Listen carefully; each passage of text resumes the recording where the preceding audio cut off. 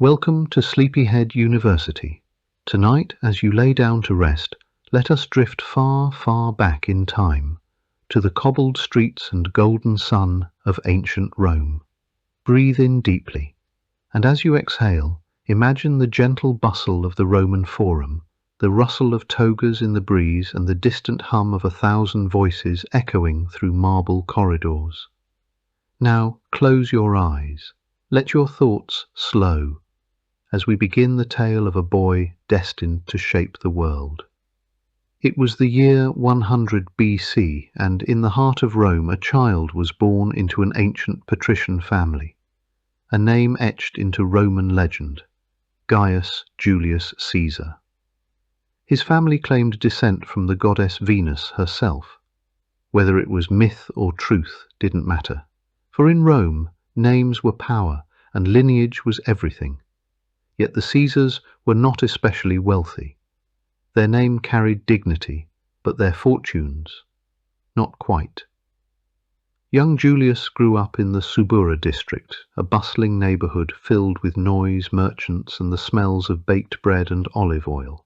It was a place of contrast, not far from the palaces of the elite, yet filled with commoners and daily life. His father, also named Gaius Julius Caesar, served as a praetor, a senior magistrate, and his mother, Aurelia, was known for her strength and intelligence. From her, Julius inherited a sharp mind and an unshakable resolve. Even as a child, Caesar was observant. He noticed things: the pride of the senators in their robes, the hunger in the eyes of the poor, and the quiet whispers of ambition that floated through every conversation in Rome. As he grew, Rome grew restless. In his teenage years, Caesar suffered a great loss, the sudden death of his father. At just 16, he became the head of the family. It was a heavy burden for a young man, but Julius wore it with quiet confidence. In those days, Rome was not yet an empire, but a republic governed by elected officials, full of rivalries and political games. Alliances shifted like desert sands, and Caesar was quick to learn the rules of the game and how to bend them. But fate had more challenges in store. During a purge of political enemies under the dictator Sulla, Caesar's family ties, through his marriage to Cornelia, the daughter of a rival faction, put his life in danger. Sulla ordered him to divorce her. Caesar refused. It was a bold act of defiance, and a dangerous one. But Sulla, swayed by the pleas of others, spared his life, though not without warning. "In this Caesar there are many Mariuses," he muttered, invoking the name of Caesar's radical uncle, a warning that Julius might one day become a threat to the state. With Rome too dangerous, Caesar left. He fled the city, laying low for years in the east, serving in the army. It was in these distant provinces, among mountains, rivers, and foreign peoples, that Caesar found his strength and his calling. He fought bravely in Asia Minor, and earned the civic crown, a rare military honour, for saving a fellow Roman's life in battle. He was no longer just a name, he was a soldier, tested and proven. He had survived Rome's chaos, and returned wiser. Now, let your breath slow again. Feel the weight of your body sinking deeper into the bed. The early days of Julius Caesar were behind us, but the journey ahead was just beginning. In the next chapter, we'll ride beside him on the battlefield, as Caesar's military campaigns bring glory and danger in equal measure. But for now, let the sounds of ancient Rome fade into silence, and let sleep gently carry you away. Julius Caesar was just 15 when the first great blow of life struck. His father, also named Gaius Julius Caesar, died suddenly without warning. The loss was not just emotional, it was practical. Caesar became the head of his family, the man of the house while still a boy. In ancient Rome, that meant responsibility, status, and danger. The world he inherited was unstable, The Roman Republic was no longer the proud, balanced machine it had once been. Power had grown lopsided, with wealth flowing to the elite and the poor growing restless. And in the background, political factions sharpened their knives. Still, Caesar pushed on. He studied with determination, rhetoric, law, philosophy. His instructors were the best Rome could offer, and he absorbed it all. Language became his weapon, and ideas his armor. People noticed. Even in youth, Caesar stood out. He spoke with clarity, with confidence, and something else too, conviction. But education wasn't all that shaped him. His uncle by marriage was none other than Gaius Marius, a legendary general and champion of the common people. That connection, though prestigious, was dangerous, because Rome was now under the grip of Marius's bitter enemy, the dictator Lucius Cornelius Sulla. And Sulla was not a man who tolerated opposition. When Caesar was 17, Sulla ordered him to divorce his wife Cornelia. She was the daughter of Cinna, an ally of Marius. To remain married to her was seen as a political statement. Caesar refused. It was a bold, almost reckless move. Many urged him to obey, but he stood firm. He would not cast her aside. Sulla was furious. He stripped Caesar of his priesthood, his inheritance, and declared him an enemy of the state.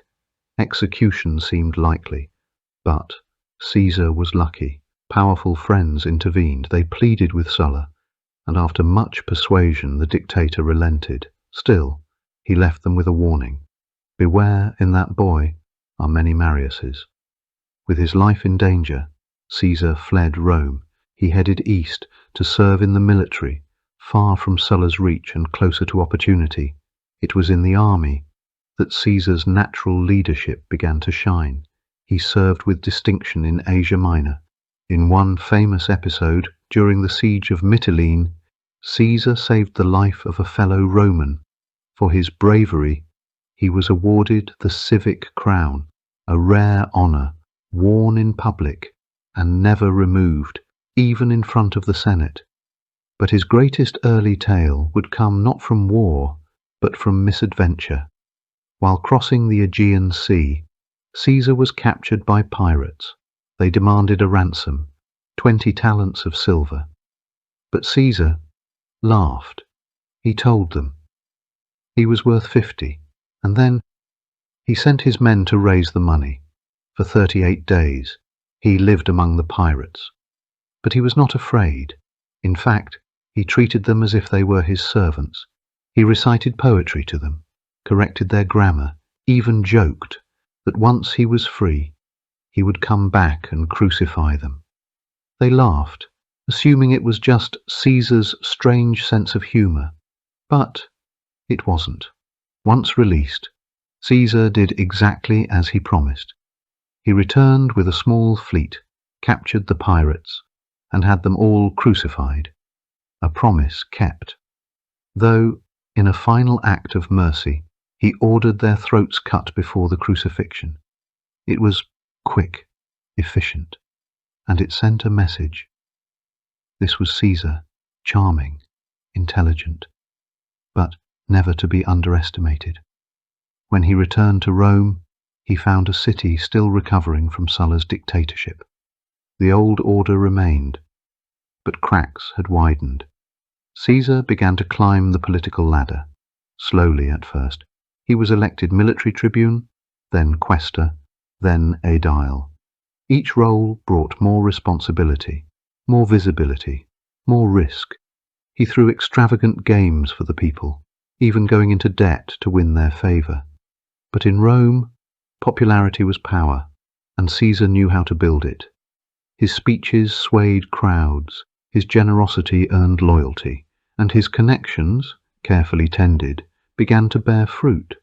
Still, enemies watched, with suspicion, with jealousy, with fear. The young man who had once defied a dictator was now rising again, step by step. There was no master plan, not yet, but the pieces were falling into place. Rome was changing, and Julius Caesar was moving with it. As Caesar entered his late 20s, he was no longer just a promising young man with noble roots. He was a decorated soldier, a skilled orator, and someone who had already dared to defy the most powerful man in Rome. When he returned to the capital, he knew his future lay not in military command, not yet, but in the subtle, shifting game of politics. He began with the lowest rung of the Roman political ladder, quaestor. It was a modest position, involving financial duties and support to provincial governors. But it was a necessary step on the path known as the cursus honorum, the series of public offices through which Rome's elite rose to power. His assignment took him to Hispania Ulteria, modern-day southern Spain, where he served under a respected governor. It was there, far from the Senate and Forum of Rome, that Caesar had an experience that would shape his ambitions forever. One day, passing through a small town in Hispania, he came across a statue of Alexander the Great. He stopped and stared. He was 31 years old, the same age Alexander had been when he conquered most of the known world. By contrast, Caesar had only just begun his climb. He felt a sudden rush of frustration and ambition. He reportedly turned to a companion and said, "Do you think I have done so little, when Alexander had done so much at my age?" It was a moment of reflection, a moment of fire, and it marked a turning point.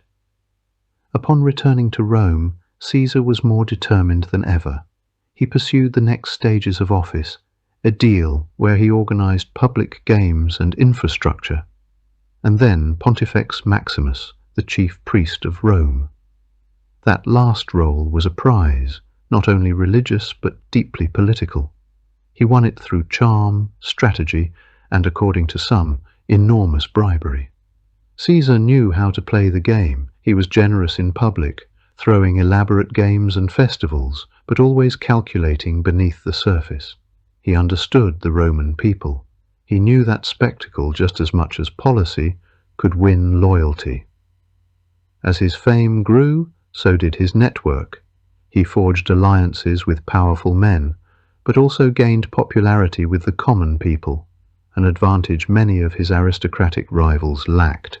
He was now a rising star, but Rome was dangerous terrain. Rivalries could turn bloody, loyalty was often temporary, and reputations could collapse overnight. Even so, Caesar pressed forward. In 62 BC, he became praetor, a senior magistrate, and afterward he was sent again to govern Hispania, this time not as a junior officer but as a provincial governor with military authority. In Spain, he won quick victories against rebellious tribes, earning both wealth and the loyalty of soldiers. More importantly, it gave him the one thing he needed most, credibility, with wealth in his coffers and loyal legions at his back. Caesar returned to Rome once more, but now he was not merely a politician. He was something far more dangerous, a man with the backing of an army. And the timing was perfect, because Rome was beginning to fracture. The Senate was divided. Old noble families fought for control. The common people were restless. And outside the city, ambitious generals like Pompey the Great were rising fast.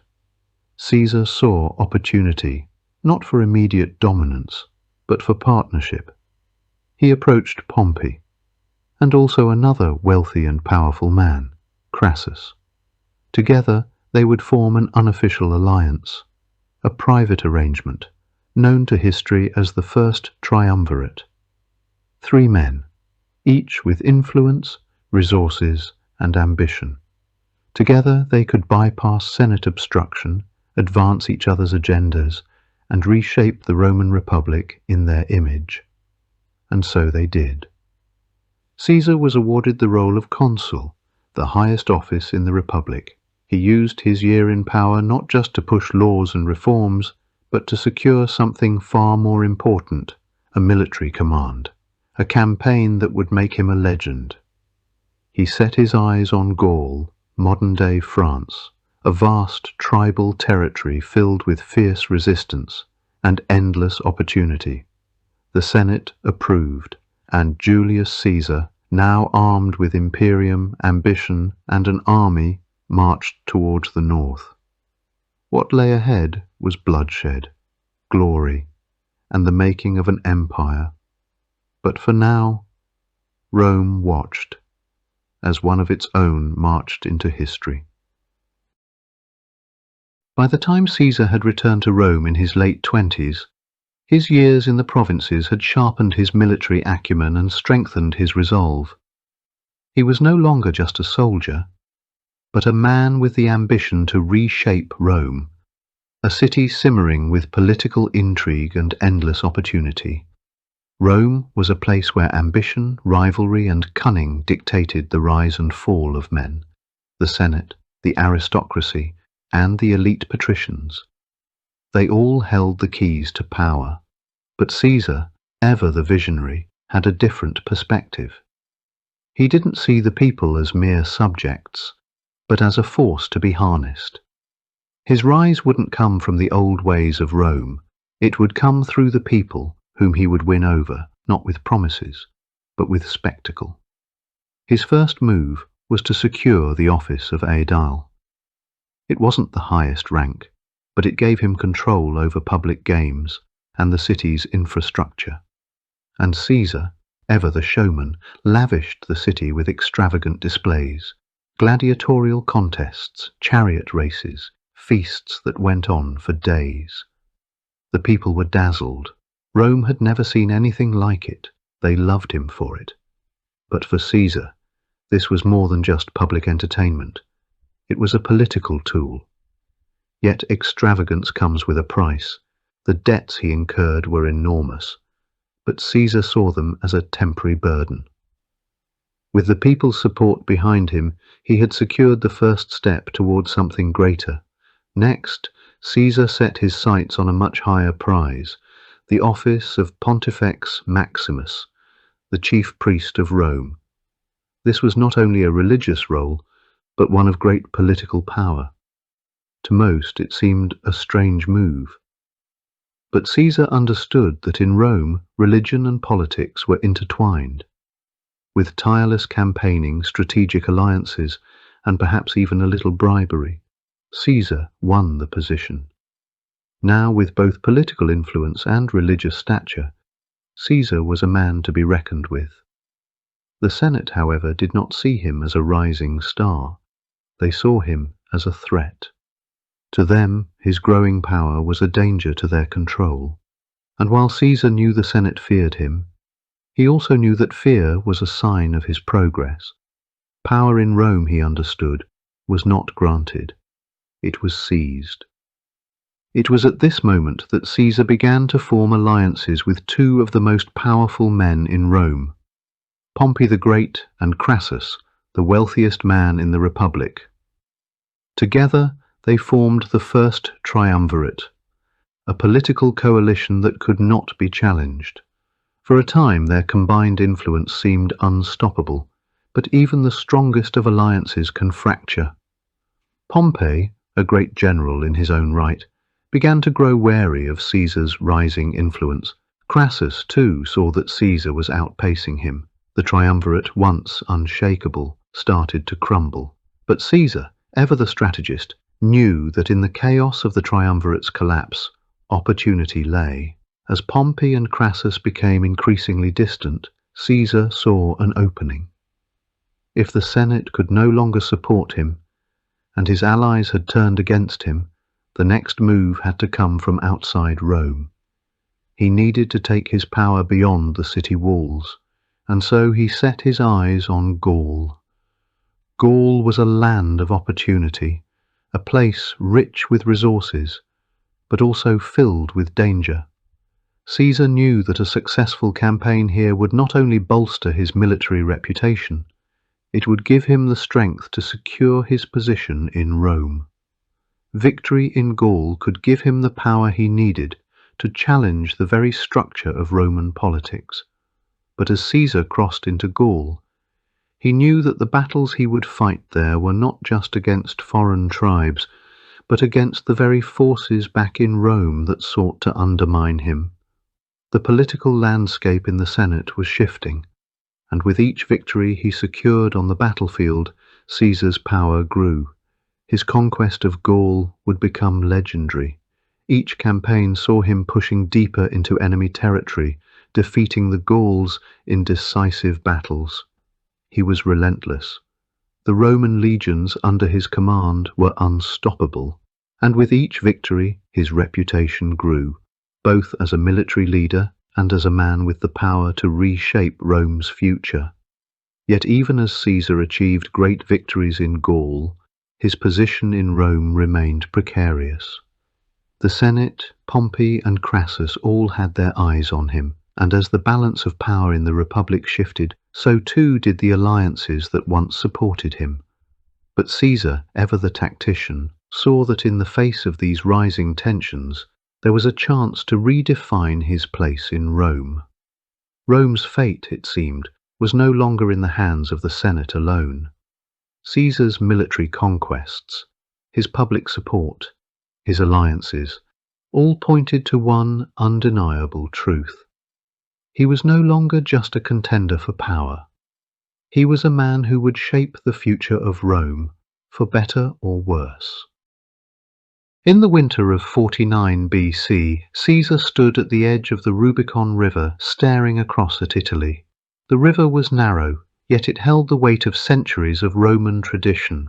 Ahead of him lay Rome, but the river in front of him was more than just water. It was the boundary between his past as a loyal servant of the Roman Republic and his future as the man who would reshape Rome's future.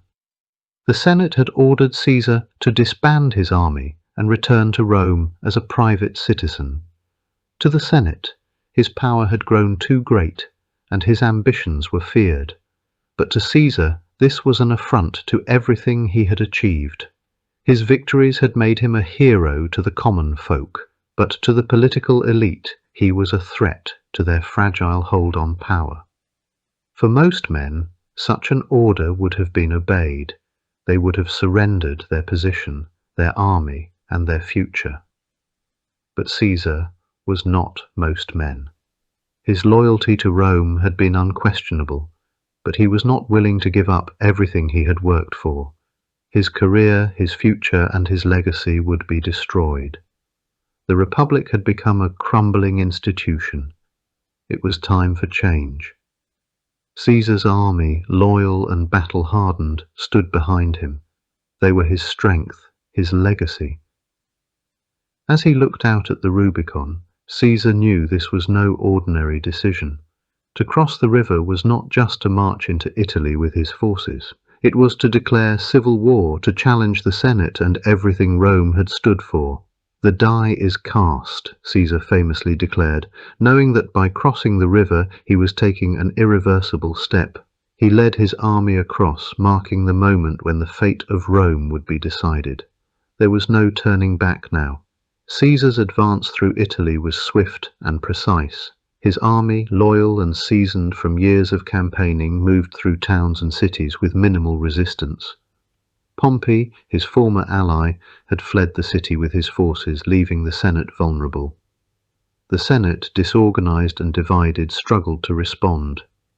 They had underestimated Caesar's resolve, and now it was too late. By the time Caesar entered Rome, Pompey had already retreated eastward. The city fell into Caesar's hands without a fight. But Caesar knew that his victory in Rome was only the beginning. The war for Rome's future would continue, and Pompey's forces would soon regroup.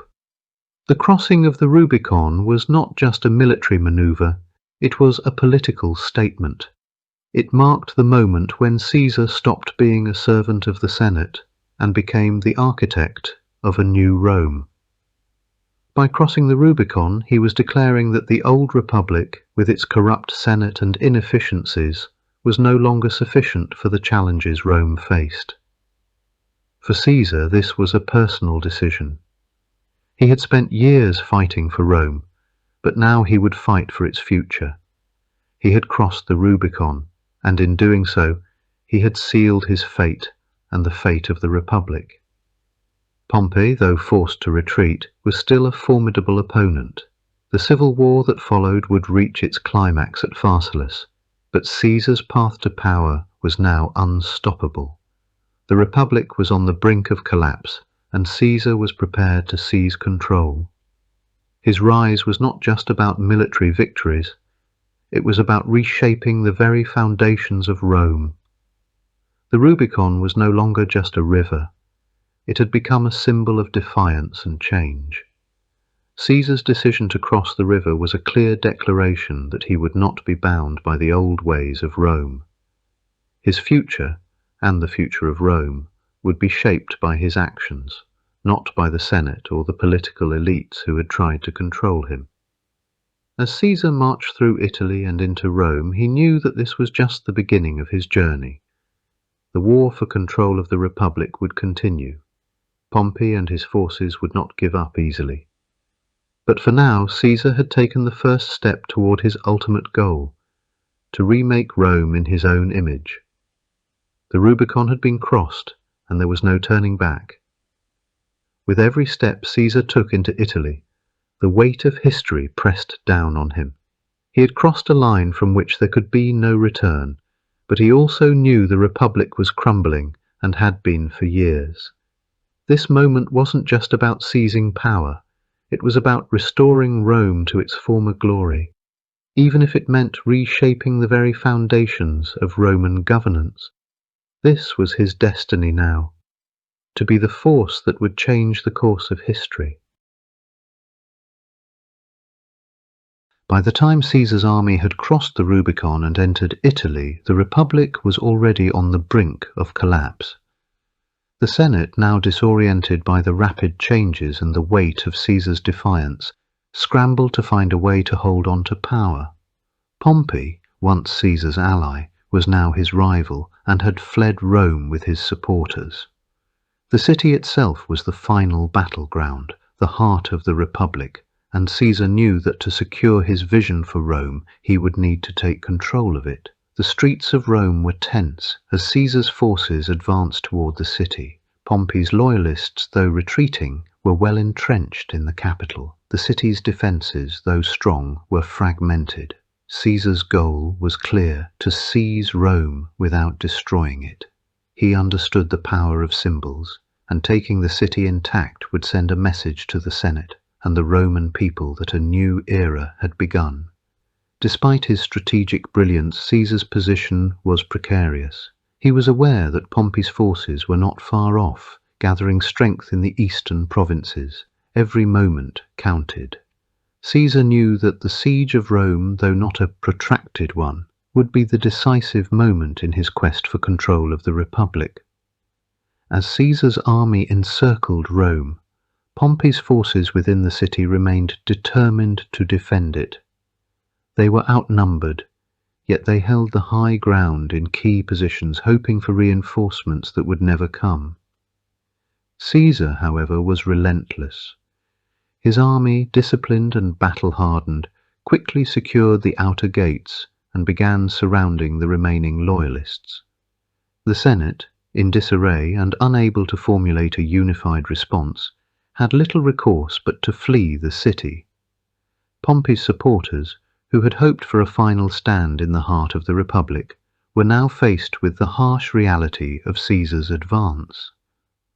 The city, once a bustling centre of political power, was now a war zone, its future uncertain. Rome's citizens watched in silence as Caesar's forces began to secure key locations within the city. The traditional symbols of the Republic, the Senate, the consuls, and the power structures that had governed Rome for centuries were falling apart.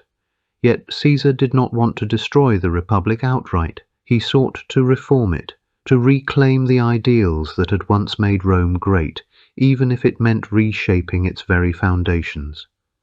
Pompey's forces, realizing the inevitability of Caesar's success, began to retreat, leaving behind a city that was now firmly in Caesar's grasp.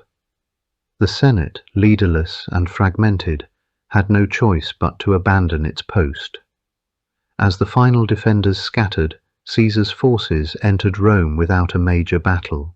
Caesar's triumph was not just military, it was political. By taking control of the city, he became the undisputed leader of Rome. But this was not the end of the struggle. Pompey, though defeated in Rome, was still a powerful rival, and his forces were gathering for a decisive confrontation. Caesar knew that the civil war was far from over, but the fall of Rome marked a significant turning point in the conflict. For Caesar, the siege of Rome was not just about military conquest, it was about redefining the future of the Republic. The Senate, which had been plagued by corruption and inefficiency, could no longer serve as the backbone of Roman governance. Caesar, with the support of his army and the common people, sought to create a new order. It was an order where Rome would be rebuilt from within, where power would be concentrated in a single strong leader, one who could restore Rome's former glory. As Caesar stood in the heart of Rome, now his for the taking, he understood the gravity of what had been accomplished. The Senate had been overthrown, Pompey had been driven from the city, and Caesar now had the power to reshape the Republic according to his vision. But he knew the journey was far from over. The civil war was still unfolding, and the final battle would soon be fought. The siege of Rome had come to an end, but for Caesar it was only the beginning of a new chapter in Roman history. The Rubicon had been crossed, and now Rome had fallen. The Republic was dead. The Empire had not yet been born. Caesar, standing at the crossroads of history, prepared himself for the next phase of the war, one that would ultimately determine the future of Rome. The year was 48 BC, and the Roman world stood on the edge of a precipice. Caesar had already crossed the Rubicon and seized Rome, but Pompey, though defeated in the capital, had not yet given up. He had retreated to the east, where he was gathering forces to make a final stand. The battle for control of the Republic had moved beyond the city walls, and now it would be fought on the plains of Pharsalus. Caesar's army, though smaller, was battle-hardened, loyal, and well-trained. His soldiers had fought in Gaul, Germania, and Britain. They were seasoned in the ways of war, having followed their commander through countless campaigns. Pompey, on the other hand, had assembled a much larger army, relying on traditional Roman military strength and the support of the Senate's loyalists. Despite the size of his forces, Pompey's troops were not as disciplined or united as Caesar's. His command was fractured, and many of his soldiers fought not out of loyalty to Pompey, but out of fear of Caesar's growing power. The two armies met at Pharsalus in central Greece, a location that would become etched in history. Caesar, knowing that his victory in Rome had already marked a turning point, understood that this battle would determine the future of the Republic. Pompey, once his ally and now his rival, was still a force to be reckoned with, and his defeat would not come easily. The battle was fierce, and both sides fought with a desperation born of their cause. Caesar's tactics were swift and precise, exploiting the weaknesses in Pompey's command. He used his knowledge of his enemy's movements to gain the upper hand, striking quickly where Pompey's forces were most vulnerable. Caesar's soldiers fought not just for victory, but for the future they believed in, a future where the Republic could be restored under a new order, free from corruption and political deadlock. Pompey's forces, despite their numerical advantage, were divided.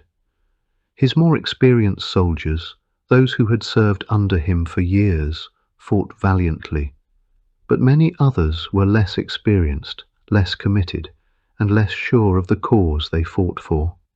Caesar, ever the strategist, knew this and used it to his advantage. He focused on breaking the weakest parts of Pompey's line, creating confusion and disorder within the ranks. As the battle raged on, Pompey's forces began to falter. Caesar's tactics had taken their toll, and soon the tide turned. Pompey's right wing, which had been the strongest part of his army, broke first, followed by the centre. The battle was decided not by brute force, but by the skillful manoeuvring of Caesar's troops. With Pompey's army in disarray, Caesar's forces surged forward, crushing what remained of the opposition. Pompey himself, realizing the inevitability of his defeat, fled the battlefield. His forces were scattered, and the remnants of his army were forced to retreat. The battle was over. Caesar had won, and with it the fate of the Republic was sealed. Pompey's influence was broken, and Caesar's path to power had been solidified. The Battle of Pharsalus marked the end of the civil war, but not the end of the struggle for power. Pompey's defeat was a major blow to the Senate and its supporters, but Caesar knew that his victory came at a price. The Republic had been fractured, and rebuilding it would require more than military might. It would require political skill, careful manoeuvring, and, most importantly, the support of the Roman people. Caesar's victory at Pharsalus was not just a military conquest, it was a turning point in Roman history. The Republic, long divided by factions and political strife, could no longer return to its former state. Caesar, now the uncontested leader of Rome, would begin the difficult task of consolidating his power and reforming the political system. The civil war had ended, but the future of Rome was still uncertain. For Caesar, the victory at Pharsalus was a symbol of his military genius and his unwavering resolve. He had defeated his rival Pompey and secured his position as the most powerful man in Rome. But as he looked toward the future, he knew that his next challenge would be even greater, the rebuilding of the Republic itself and the formation of a new Rome that would bear his name.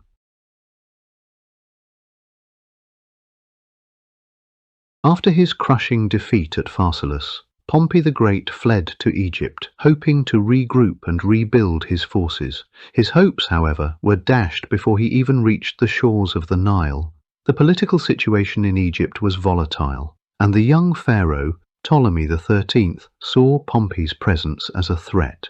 To gain favour with Caesar, Ptolemy's advisers made a fateful decision. They ordered Pompey's assassination.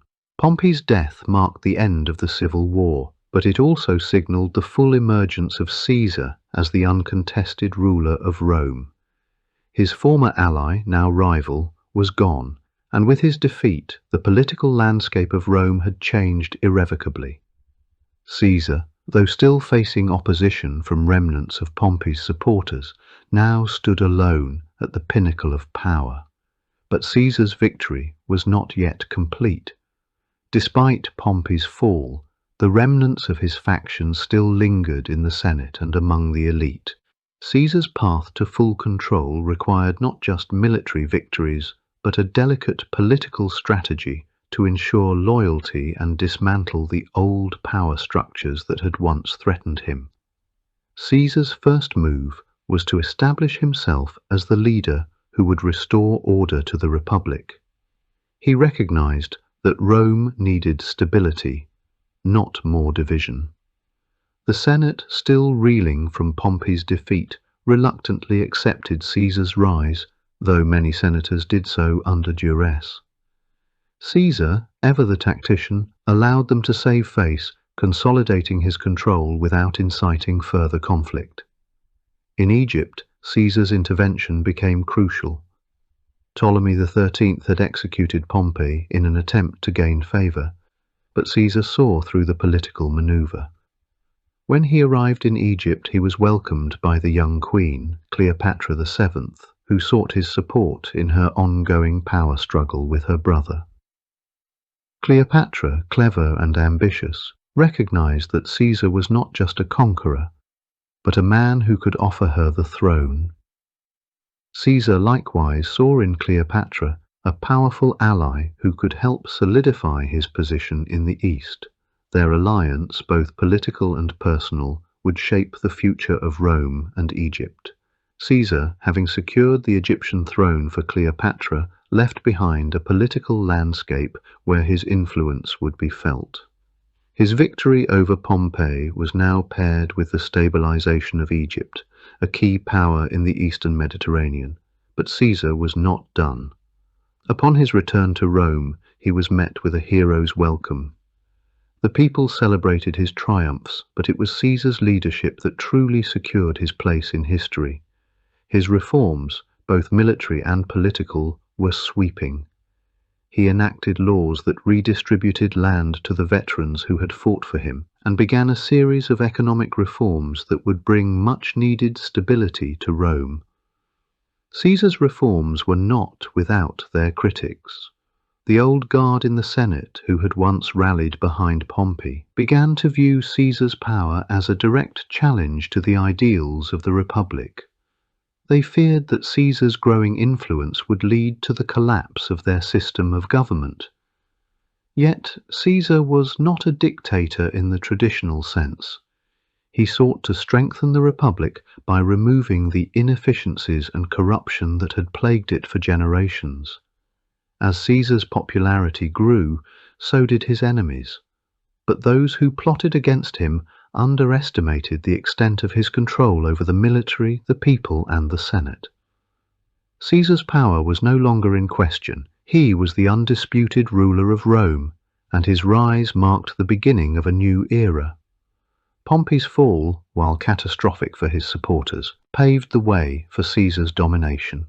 He had risen from a young, ambitious politician to the supreme ruler of Rome, and in doing so, he had redefined the very concept of power in the Roman world. No longer would Rome be ruled by the Senate alone. Caesar had proven that an individual could rise to power through military skill, political acumen, and the loyalty of the people. Pompey, once Caesar's great rival, had fallen from grace, but his death had left a void that Caesar would fill. As Caesar solidified his position in Rome, he looked to the future, a future where the power of the Senate would be diminished and the strength of the emperor would rise. The rise of Caesar was not just the fall of Pompey, it was the beginning of a new Roman order, one that would last long after Caesar's time. After the defeat of Pompey at Pharsalus, Caesar's attention turned swiftly to the east. His rival was not yet captured, and Caesar understood that a true victory required the final removal of Pompey from the board.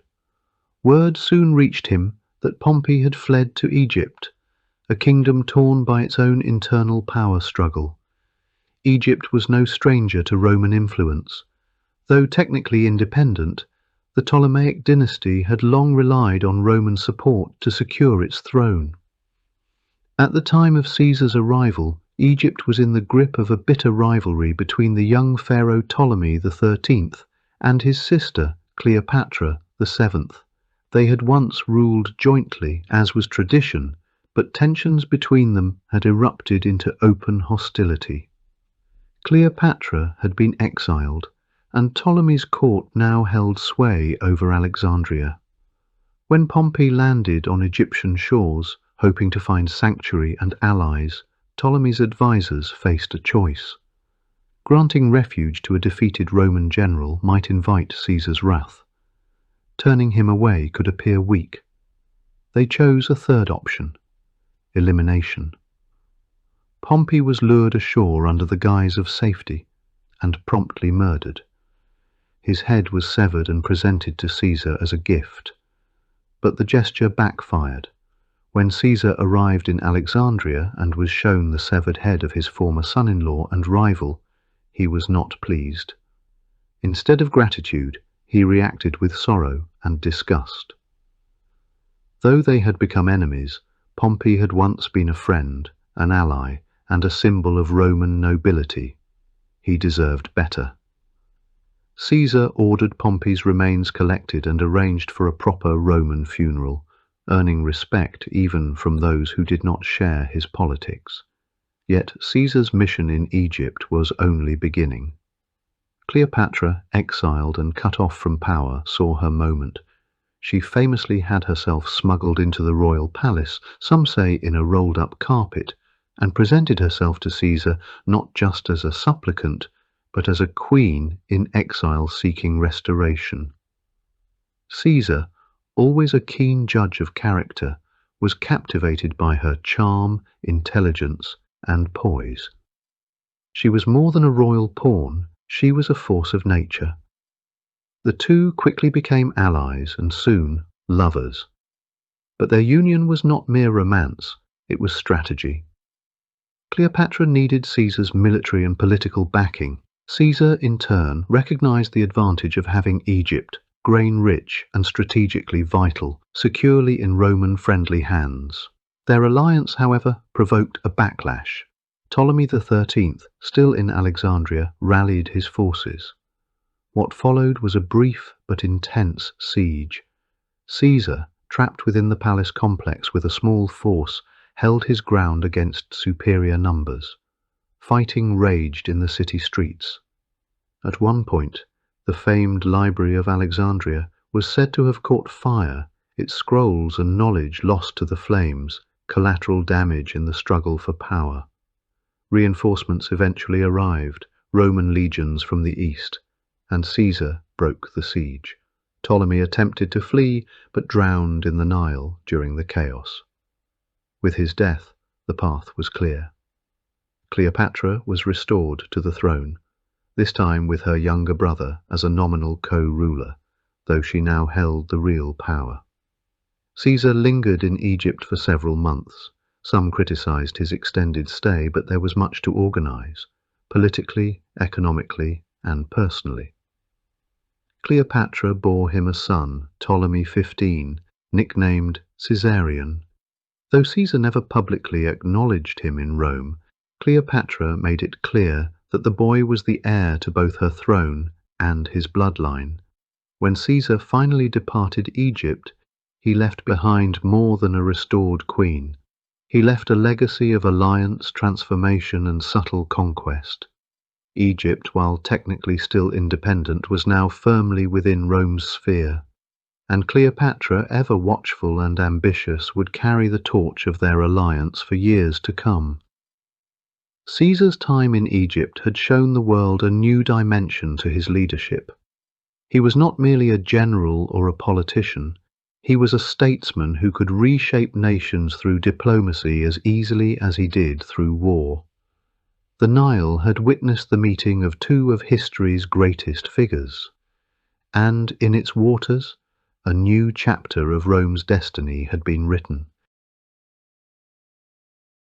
I came, I saw, I conquered. The Nile had receded behind him. Cleopatra was restored to the throne, Egypt momentarily pacified. But Caesar had little time to rest. The East, always restless, was stirring again. While Caesar dealt with the politics and intrigues of Alexandria, a storm had gathered in Asia Minor. Pharsalus II, king of Pontus and the ambitious son of the infamous Mithridates, had seen Rome distracted and Caesar far from home.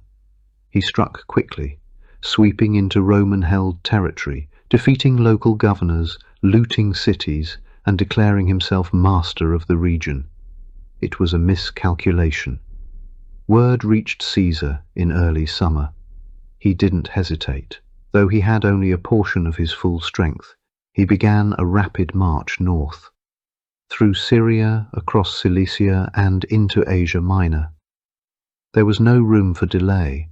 He would strike hard and fast before news could spread or rebellion take root. The legions moved with ruthless efficiency, covering hundreds of miles in just weeks.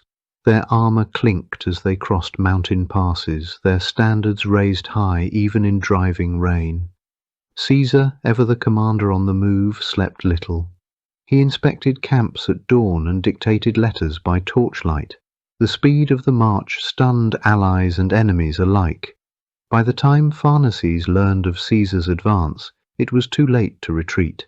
He fortified a position near the town of Zela, an unremarkable hilltop settlement that would soon be carved into Roman memory.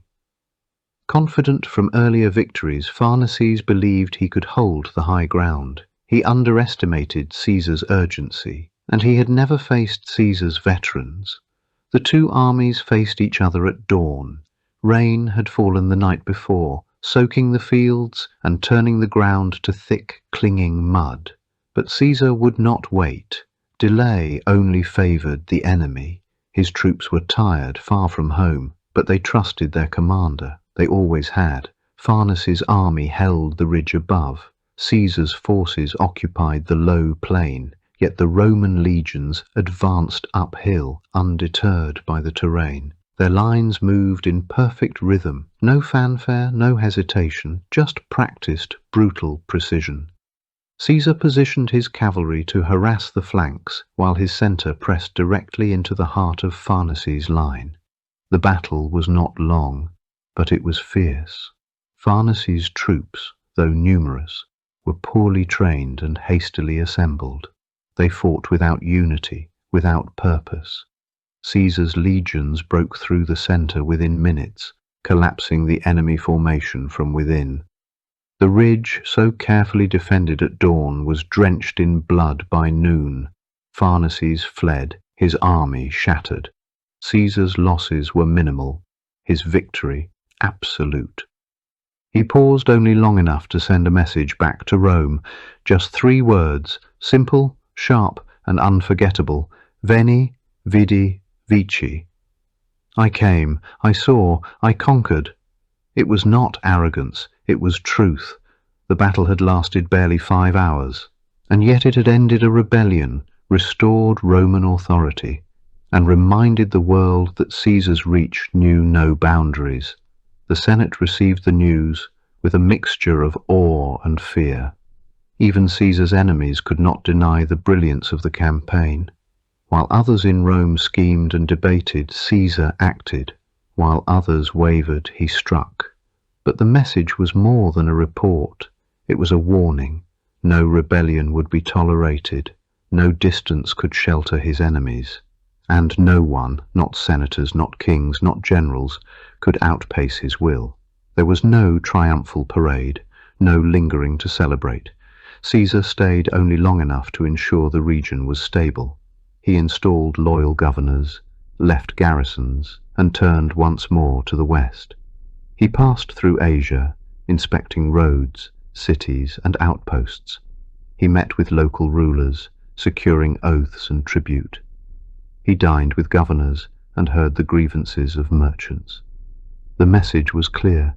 Caesar's Rome was not weak, fractured, or distracted. It was swift, unyielding, and deadly when provoked. The legions moved on, efficient, tireless, feared. The Battle of Zela was more than just a victory. It was a statement, a line in the sand, a promise kept. He came, he saw, he conquered. And Caesar was not finished yet. By 46 BC, Caesar's victories had taken him from a popular general to Rome's undisputed ruler. Pompey was dead, his rivals scattered, and the civil war, though not fully over, had tipped decisively in his favour. Now, with power firmly in hand, Caesar returned to Rome not as a conqueror seeking glory, but as a man with a vision for transformation. The Senate, weakened and fragmented, declared Caesar Dictator, first for 10 years, then for life. What had once been a temporary office during emergencies had become a symbol of absolute control. And while Caesar never crowned himself king, to many Romans, his power looked dangerously close to monarchy. Still, Caesar understood the value of appearances. He preserved the outward forms of the Republic, allowing the Senate to function and magistrates to hold office. But behind the facade, every major decision flowed through him. Rome was no longer a city ruled by many voices. It had one voice now, his. He moved quickly. Rome was a city in chaos, its economy shaken by years of war, its institutions hollowed out, and its people divided.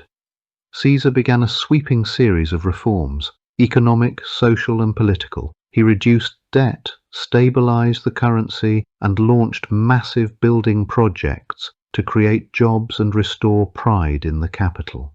He restructured the calendar, introducing what would become the Julian calendar, aligning the Roman year with the solar cycle. This single reform would outlast empires, shaping how time itself was measured for centuries to come. Land was redistributed to veterans and the poor. Colonies were established in conquered territories, giving citizens new opportunities and cementing loyalty to Caesar. He expanded Roman citizenship, reaching beyond Italy to bind the provinces more closely to Rome. The Senate was enlarged, though critics claimed it was packed with Caesar's loyalists. But even here Caesar saw a larger goal: to integrate Rome's growing empire into its political heart. He brought in provincial elites, breaking the old monopoly of the Roman aristocracy. Yet not all his reforms were grand. Some were practical, even mundane, limiting luxury in public office, revising grain distribution, and streamlining local governance. But taken together, they pointed to a singular goal: a Rome that was stable, efficient, and loyal. His popularity among the common people soared. They saw him not as a tyrant, but as a saviour who had ended years of instability. The games and public spectacles he organised, lavish and frequent, reinforced this image. He walked among the people, listened to petitions, and spoke with a confidence that inspired devotion.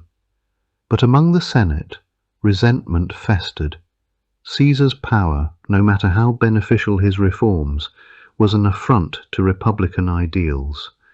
The notion that one man could wield such authority, unchallenged and unchecked, was intolerable to many. Even his gestures of humility were interpreted as veiled dominance. His refusal to rise when greeted by the Senate, his image on coins, his statue among the kings of Rome's past, these acts whispered of kingship, even as he denied the crown. In private, Caesar seemed aware of the dangers.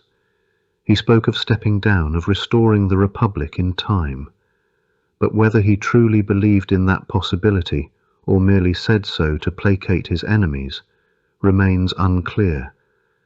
One thing, however, was certain: Rome had changed.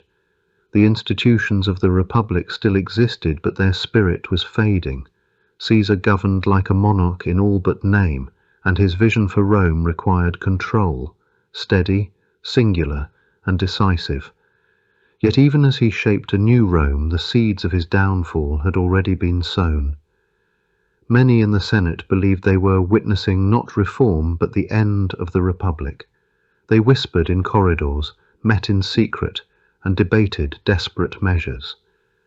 Caesar had brought peace, yes, but at the cost of liberty, or so they believed. But for now Caesar ruled unopposed. He had triumphed not only on the battlefield, but in the political arena. His face adorned coins, his name was etched into monuments. Foreign rulers bowed in deference. He had become more than a man. He was a symbol of Rome's power, and to some, its peril. And in the marble halls of the capital, beneath the cheers of the crowds and the praise of loyalists, a tension simmered. A republic cannot serve two masters, and Caesar, with his brilliance, ambition, and will, had become more than just a leader. He had become Rome itself, and that, for many, was too dangerous to endure. The year was 44 BC. Julius Caesar stood at the summit of his power. He had been declared Dictator Perpetuo, Dictator for life, an unprecedented title that placed him above all Roman laws, beyond all rivals. The Republic, once ruled by a rotating pair of consuls and a system of checks and balances, now bent under the weight of a single man's will. To his supporters, Caesar was a saviour. He had brought peace after years of civil war, enacted sweeping reforms, and restored stability to a crumbling republic. He lowered debt, expanded citizenship, reformed the calendar, and restructured the Senate. He promised grain to the poor, land to veterans, and glory to Rome. But to others, especially the old aristocracy, Caesar was a tyrant cloaked in the robes of reform. His rise had come at the expense of the Senate's authority, and now that authority seemed little more than a ceremonial mask. The whispers of discontent that once lingered in corners now echoed through marble halls. In Caesar's presence, those whispers turned to smiles and applause. But behind closed doors a conspiracy began to take form. It was not made of strangers or distant enemies, but of men he knew well, senators, allies, friends. Many of them had once supported Caesar, some had marched with him, shared meals, shared victories. But as his power grew, so too did their fears. Fears that Caesar would not stop at dictatorship, that he would make himself king, and Rome, with all its pride, with all its tradition, could not accept a king. The group called themselves Liberatores, the Liberators. Their plan was simple, brutal, and final. They would kill Caesar, not in secret, not in exile, but in public, in the very heart of Rome. To them, it would be a sacrifice for the Republic, an act of patriotism cloaked in blood. Leading them were men of high rank and reputation. Gaius Cassius Longinus, a skilled general with a long-standing distrust of Caesar, and Marcus Junius Brutus, whose name carried the weight of Roman legend. His ancestor had expelled the last king of Rome centuries earlier. Brutus was noble, intelligent, and principled, and Caesar trusted him, loved him even. Perhaps that was why they needed him most. Convincing Brutus had not been easy. For weeks Cassius and others pressed him. They painted Caesar not as a reformer, but as a destroyer of Roman liberty. They argued that only Brutus, with his name and moral standing, could give the assassination the dignity it needed, that the Republic would never survive unless he acted. Eventually, Brutus agreed. The date was set, March 15th. The Ides of March. The Senate would meet at the theatre of Pompey. Caesar was expected to attend, but in the days leading up to the meeting, omens abounded. A soothsayer had warned Caesar directly, "Beware the Ides of March." His wife Calpurnia woke from troubling dreams and begged him not to go. The skies had thundered unnaturally, and a bird of ill omen had been seen in the forum. Caesar, though briefly shaken, dismissed the signs.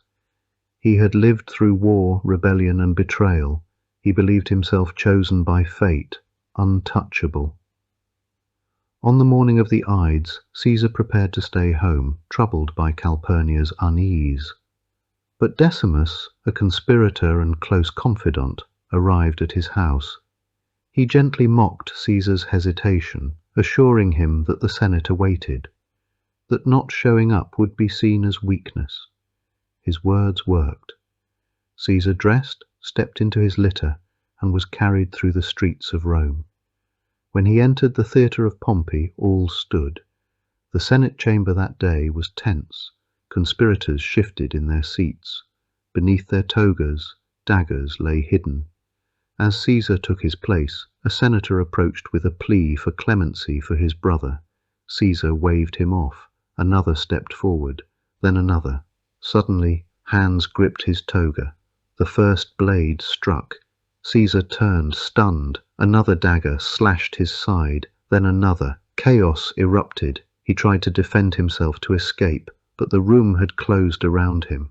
One blow tore across his chest, another cut his thigh. Blood splattered the marble floor, and then, through the flurry of blades, he saw a familiar face. Brutus. Et tu, brute. Whether the words were spoken or imagined, we do not know, but in that moment Caesar stopped resisting. He pulled his toga over his head, not in fear, but in dignity, and he fell. 23 stab wounds marked his body. Rome's most powerful man lay dead at the base of Pompey's statue, the very man whose defeat had once marked Caesar's rise. News of the assassination spread like fire. The Senate was silent, paralyzed by the act it had just witnessed. The conspirators, expecting cheers of freedom, were met with confusion and fear. The people of Rome did not rejoice. They mourned, and they grew angry. For though Caesar had seized power, he had also brought stability. Bread returned. The Ides of March had come and gone. Julius Caesar, once the unchallenged ruler of Rome, now lay dead upon the Senate floor. His blood still stained the stone, pooling beneath the very men who claimed to act in the name of the Republic. But as they stood over his lifeless body, daggers drawn, breaths ragged, the city beyond the Senate's walls did not erupt into celebration. Rome held its breath. The assassins, calling themselves liberators, had believed they were restoring the Republic, that by striking down a tyrant they would awaken the old spirit of Roman liberty. But they had misjudged the mood of the people, for the masses did not see Caesar as a tyrant. They saw him as a saviour. In the hours after the murder, panic gripped the streets. Some wept, some fled, others watched, stunned and uncertain. Rome had been a city of politics and ambition for centuries, but this was something new. Caesar's death had not restored order. It had shattered the fragile stability he had built. Into the vacuum stepped chaos. The Senate, shaken and fractured, tried to reassert control, but Caesar's allies still held sway in key positions, and among them was a man who would not be so easily dismissed: Mark Antony. Antony had served as Caesar's co-consul, a soldier, a friend, and perhaps more importantly, a skilled orator. In the days after the assassination, it was Antony who took control of Caesar's will, Caesar's treasury, and Caesar's funeral. At the public cremation, as the body of Caesar lay upon a pyre in the Forum, Antony delivered a eulogy that would echo through history. With passion and precision he spoke not of Caesar the ruler, but Caesar the man, the general who had fed the people, honoured his veterans and forgave his enemies. He read from Caesar's will, revealing generous gifts left to the citizens of Rome. The crowd, once tense and uncertain, erupted in rage, not against Caesar, but against those who had taken him from them. The liberators, once hailed by their fellow senators, now found themselves hunted. Brutus, Cassius, and the others fled the city, retreating to the eastern provinces where they hoped to regroup. But they had lost the people, and in Rome a new struggle for power had already begun. For while Antony held the streets, another man was quietly moving into position. He was young, just 19, and largely unknown to the Roman elite, but he had a name and a destiny. Gaius Octavius, known to history as Octavian, was Caesar's great-nephew, and, as Antony soon learned, Caesar had adopted him as his son and heir. The moment Octavian received word of Caesar's death, he acted. He returned to Rome from Illyricum, presenting himself not as a boy grieving his uncle, but as Caesar's rightful political successor. The will was clear, and with it Octavian had something Antony lacked: legitimacy. At first Antony dismissed the youth. He saw him as no threat, but Octavian was not to be underestimated. He began raising troops, quietly gaining support from Caesar's veterans and provincial governors loyal to his adoptive father. The people, still mourning Caesar, were drawn to the young man who bore his name. Rome, now caught between competing claims, became a city on edge. Antony had the muscle, Octavian had the mandate, and into this brewing storm stepped a third figure: Marcus Aemilius Lepidus. Lepidus, a seasoned general and former ally of Caesar, controlled key military forces in Italy. Recognizing the futility of further division, He proposed an alliance, a new political order, to avenge Caesar and stabilize the Republic. Thus, the Second Triumvirate was born. In 43 BC, Octavian, Antony, and Lepidus formalized their union. Unlike the First Triumvirate, this alliance was not secret. It was legalized by the Senate and given extraordinary powers. Together, they were granted the authority to make laws, dispense justice, and, most ominously, proscribe enemies of the state. What followed was a brutal purge. Dozens of senators and knights were executed, their names posted publicly. Among them was Cicero, the famed orator and philosopher, who had spoken out fiercely against Antony. His death marked the end of an era, one in which words had once held power over swords. With their enemies eliminated or exiled, the triumvirs turned east. Their goal, to confront the remnants of the liberators, now led by Brutus and Cassius, who had assembled a formidable army in the provinces. But that battle would come later. For now, Rome had three masters, each with their own vision for the future. Antony, the seasoned warrior, sought to preserve Caesar's legacy by force. Octavian, ever calculating, aimed to consolidate power behind a veneer of republican values. And Lepidus, caught between ambition and pragmatism, would soon find himself eclipsed by the ambitions of his allies. The Republic, such as it was, had become a battlefield, not just of armies, but of ideas. The streets of Rome still echoed with the shock of Caesar's murder. His blood had barely dried when the Senate declared that the tyrant was gone and the Republic restored. But outside their walls, the people mourned. To them, Caesar had been more than a ruler. He had been a promise of change. His reforms, his victories, his vision for Rome had stirred something deep in the hearts of many. And now that vision had been struck down. Into the void stepped two men, Mark Antony and Gaius Octavius. Antony, once Caesar's trusted general and co-consul, was already well positioned to claim leadership. He gave a fiery funeral oration that whipped the Roman crowd into a frenzy, reading aloud Caesar's will and revealing that the dictator had left much of his wealth to the people. He displayed Caesar's bloodied cloak and turned sorrow into fury. Riots followed. Homes of the assassins were burned.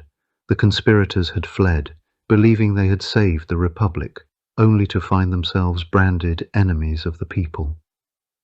Octavius, Caesar's great-nephew, was in Illyria when he learned of the assassination.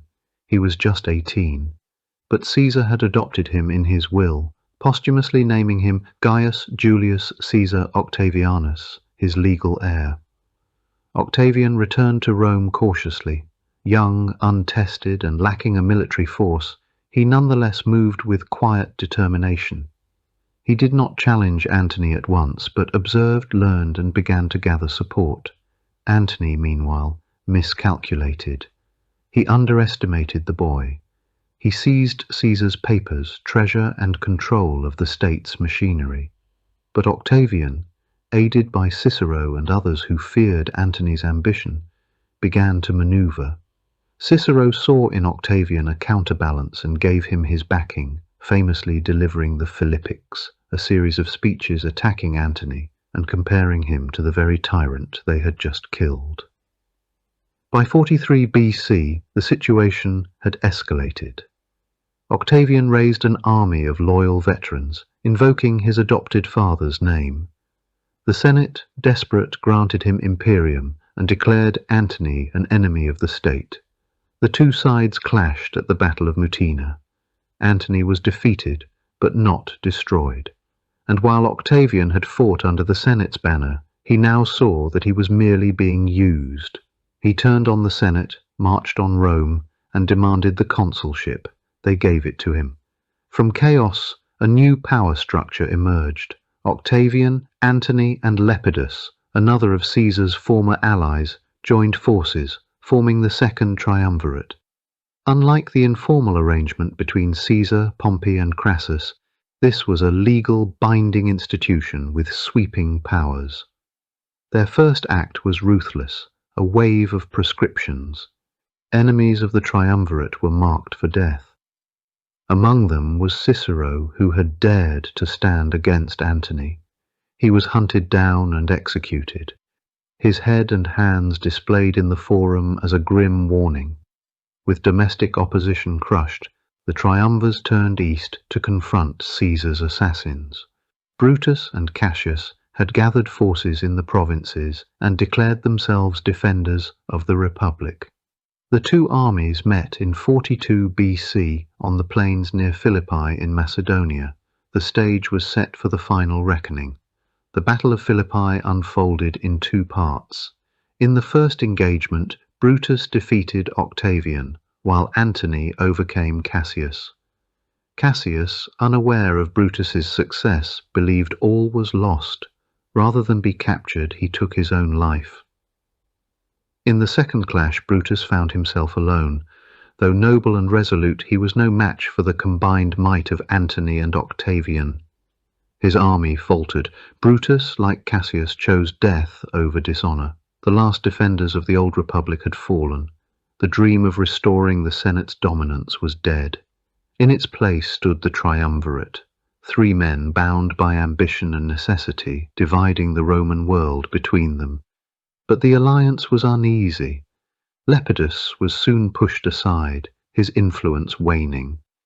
Tensions between Octavian and Antony simmered. For now they held, but it was clear to all that another conflict loomed on the horizon. Rome was not yet at peace. The Roman world was in ruins. Caesar was dead, struck down by those who claimed to defend the Republic. But instead of restoring peace, his murder had torn the fabric of Rome even further. In the days following the Ides of March, chaos ruled the capital. The assassins, Brutus, Cassius, and their co-conspirators, found themselves not hailed as saviours, but feared and uncertain. The people, many of whom had adored Caesar, mourned him openly in the streets. Rome wept, not just for the man, but for the stability he had offered. And from that power vacuum rose an unlikely figure, a young man named Gaius Octavius. Barely 19 years old, he was Caesar's great-nephew and had recently been adopted as his legal son and heir. When word of Caesar's death reached him, Octavian made a choice that would change history. He returned to Rome, not as a grieving relative, but as a man with purpose. The Senate barely noticed him at first. He was young, inexperienced, and had no army of his own. But Octavian was clever.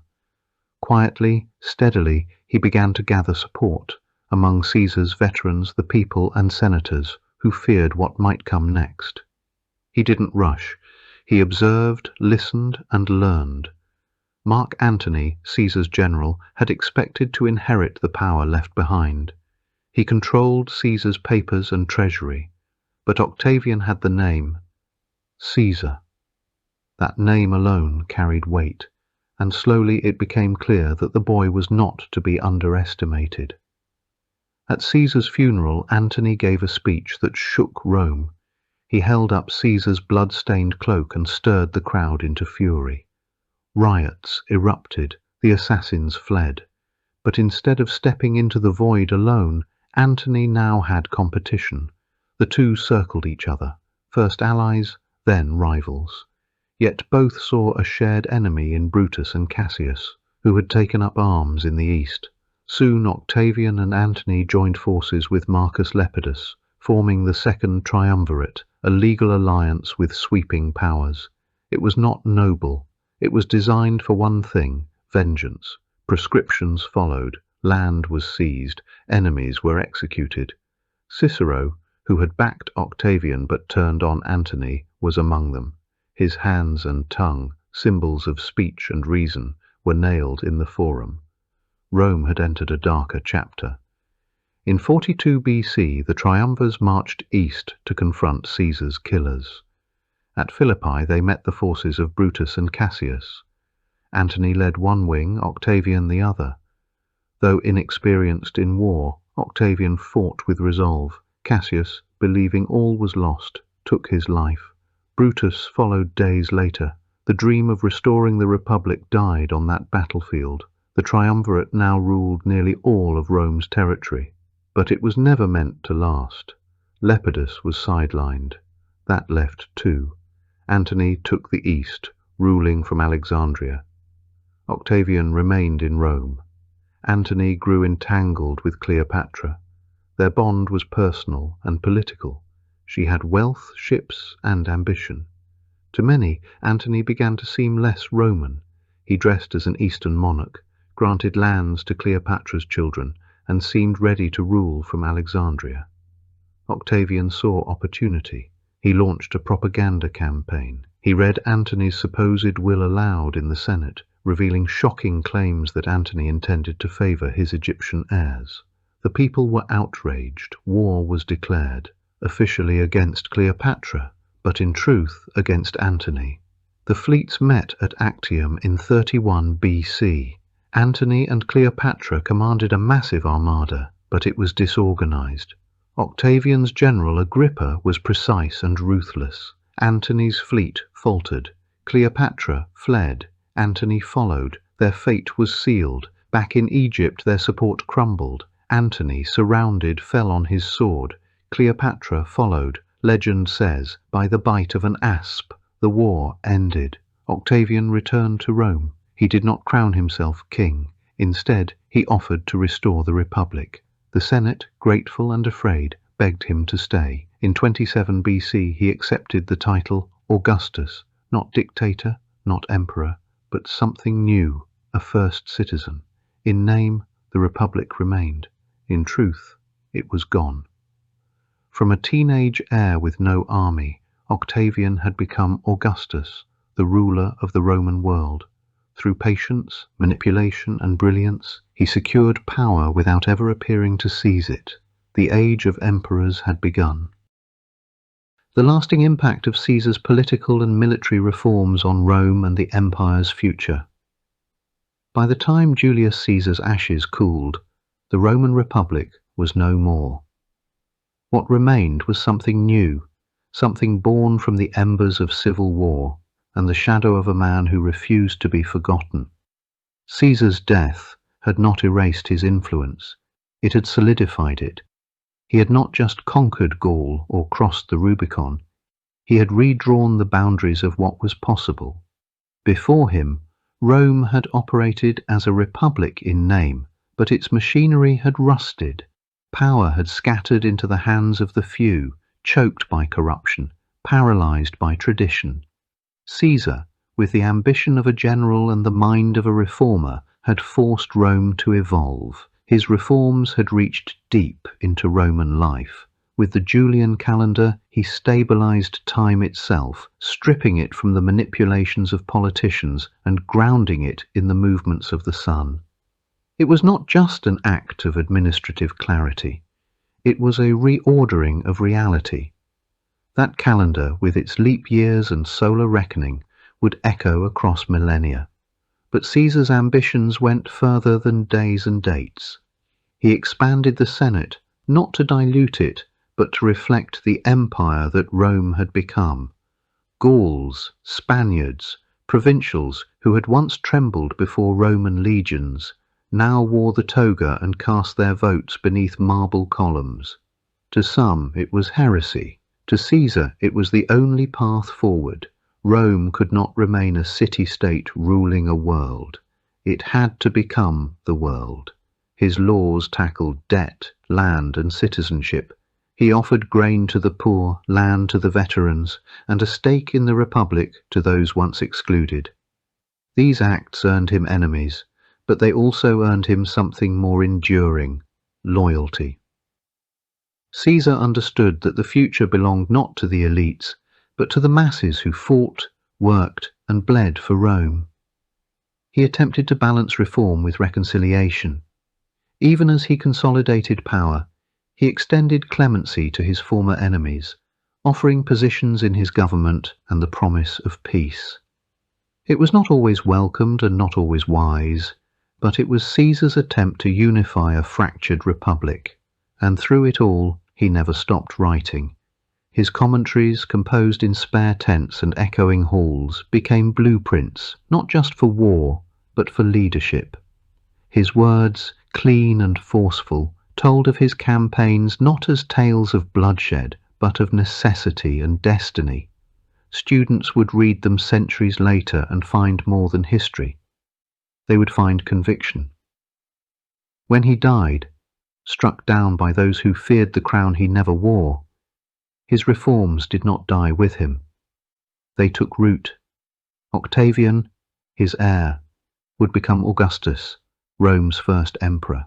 And though Augustus styled himself as the restorer of the Republic, his every action echoed Caesar. The powers he claimed, the structures he refined, the peace he imposed, they were Caesar's legacy, polished into permanence. Even the title survived him. Caesar ceased to be a name. It became a throne.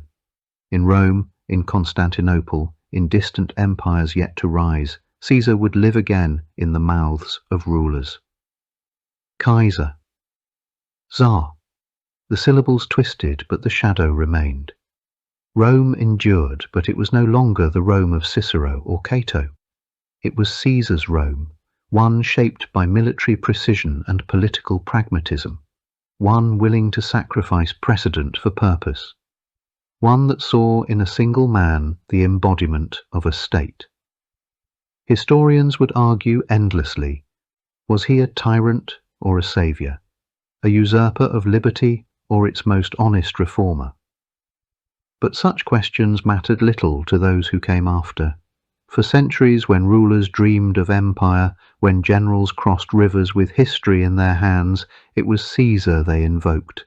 His life became a template, his death a warning, his legacy a blueprint. He had shown what one man could do, and in doing so he gave future generations both a guide and a caution. And so the man who died beneath Pompey's statue left behind something greater than law or memory. He left behind the future, not just of Rome, but of empire itself. The body of Julius Caesar had long since been laid to rest, but his presence loomed larger than ever. In life, he had bent the Roman Republic to his will. In death, he became something greater, an idea, a myth, a symbol that would outlive generations. To some, he was a god in human form, the man who brought order to chaos, who cut through centuries of corruption and breathed life into a Rome collapsing under its own weight. To others, he was a tyrant in disguise, a warning carved in marble, a man who had risen too high, too fast, and paid the price for it. Octavian, his adopted heir, was quick to see the power in Caesar's name.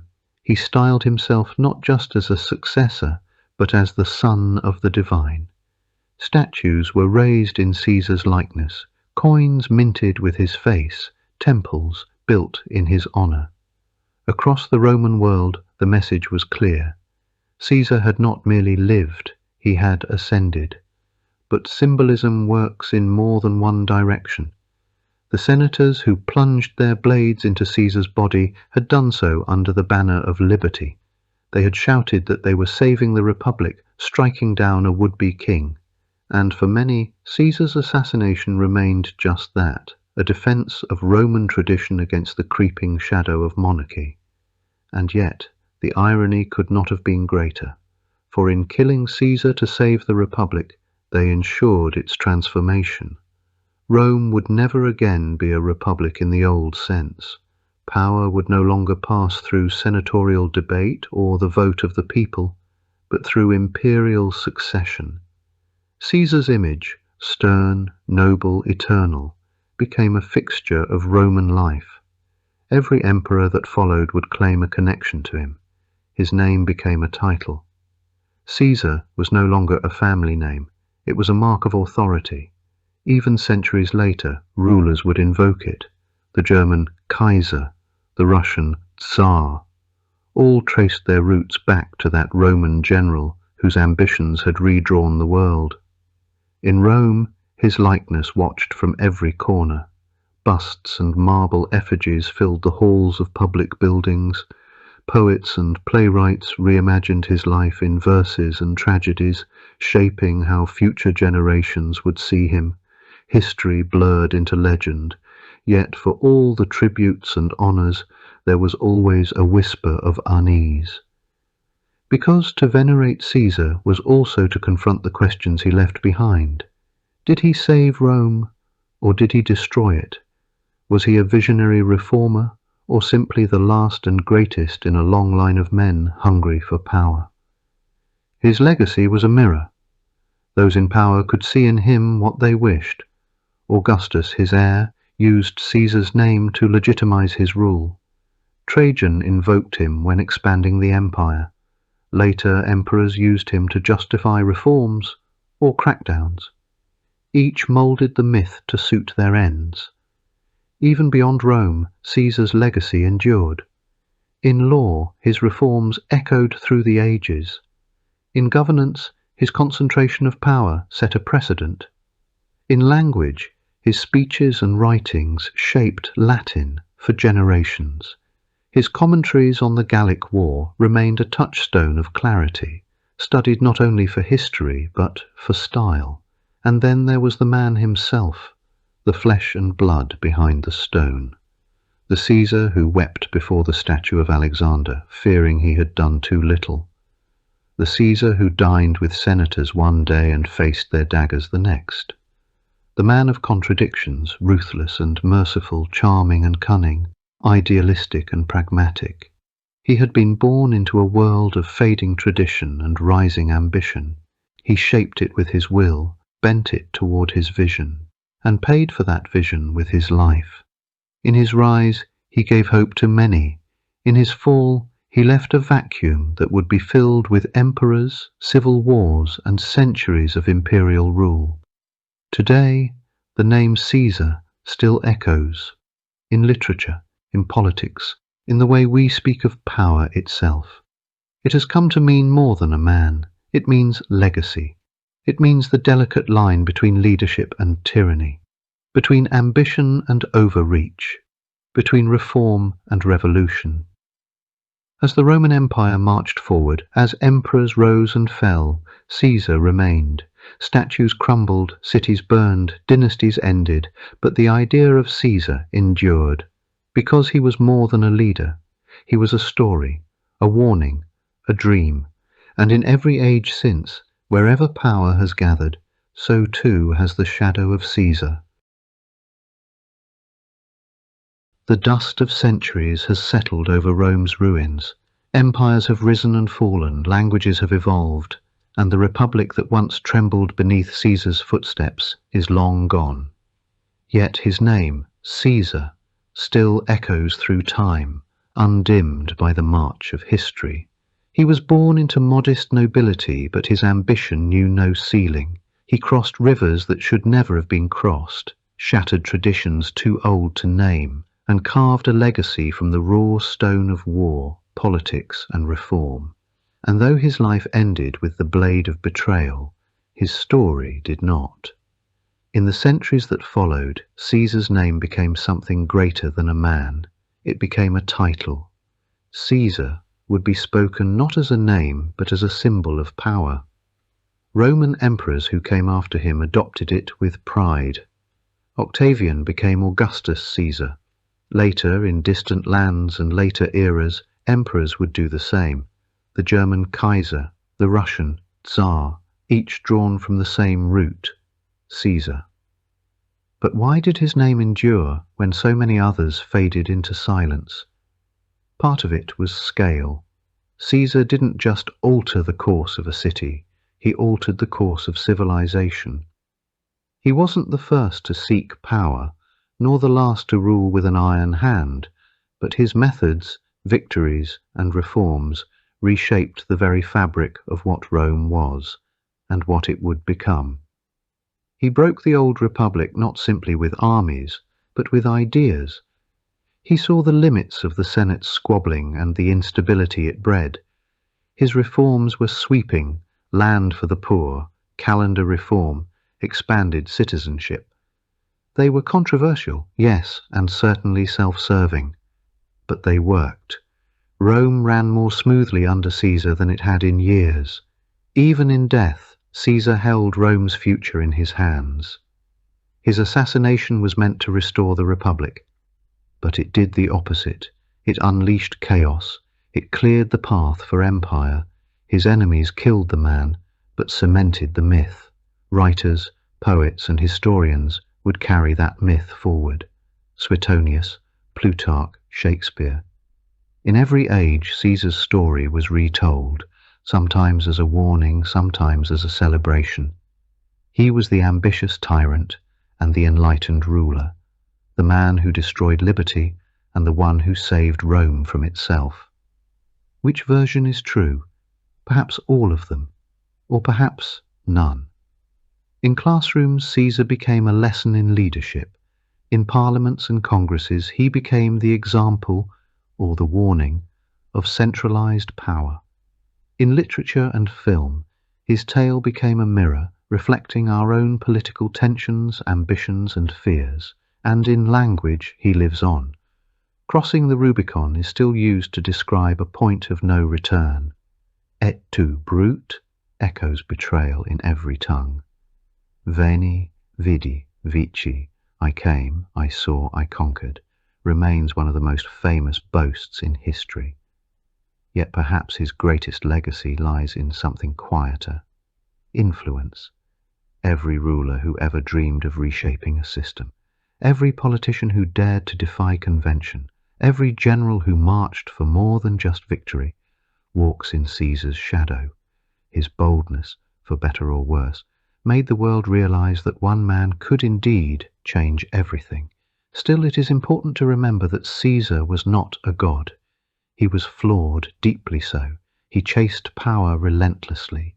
He ignored warnings. He surrounded himself with flatterers and alienated his peers. And in the end he was struck down by men who once called him friend. But perhaps that's why he remained so compelling. Caesar was human, brilliant, yes, charismatic certainly, but also prideful, impulsive, and vulnerable. His story is not one of perfection, but of consequence. Rome changed because of Caesar. So did Europe. So did the world. The road to modern governance, the fall of monarchies, even the structure of our calendars, all bear his fingerprints. And so, as you lie in bed tonight, as the stars wheel slowly overhead, imagine the cobbled streets of Rome once more, the flicker of torches, the clang of armour, the whisper of ambition in the night air. Julius Caesar walked those streets, not as a god or a legend, but as a man with a vision that shook the world. And though the marble statues have cracked and the Senate stones have crumbled, the name remains. Caesar, not just a man, but a symbol, a story still unfolding. Thank you for joining us on this journey through the life and legacy of Julius Caesar. We hope you've enjoyed the story, learned something new, and drifted off a little wiser than before. From all of us at Sleepyhead University, good night and sweet dreams.